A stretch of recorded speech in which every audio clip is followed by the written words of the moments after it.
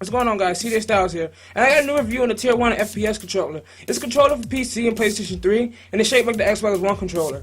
Honestly, it's a good controller with a few extra features on it that I like to talk about. I bought this monster controller after my fourth one finally gave out. Upon buying this controller, I was highly skeptical because of the price and the overall issues of third-party controllers.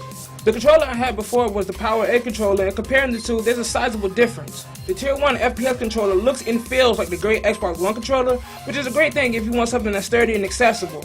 It has concave analog sticks, the buttons are nicely placed, and it doesn't feel like it's made out of cheap plastic, which is a good thing considering the price for it. Earlier today on my Facebook page, I put that the Tier 1 will put Xbox One controllers to shame, and naturally I had Xbox fanboys say if it's designed exactly like the Xbox One controller, how is it going to put it to shame when that's exactly what it is? Well, here's my reasons why.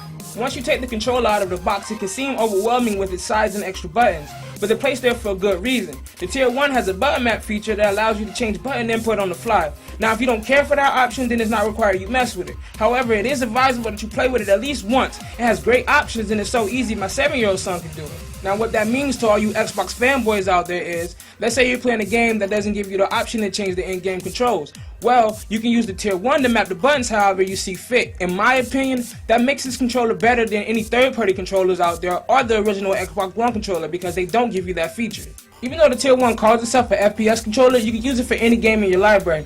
I was playing Metal Gear Solid 5 and I decided to switch over to playing Injustice to see how it felt, and the controller felt great. There was no button delays and everything felt ultra responsive. To be honest, guys, I'm really liking the Tier 1 FPS controller. Now, there's no real issue with the Tier 1 other than its size and its price. Over time, you will get used to its size, but it's going for $30 sold new at GameStop, and I don't see it being sold used. Now, you can probably find this controller being sold cheaper online if you go looking for it. But if you don't, I suggest you still only go buy it at GameStop if you got the money for it. I mean, I don't believe third-party controllers should be going for $30 when there's rock candies being sold for $16.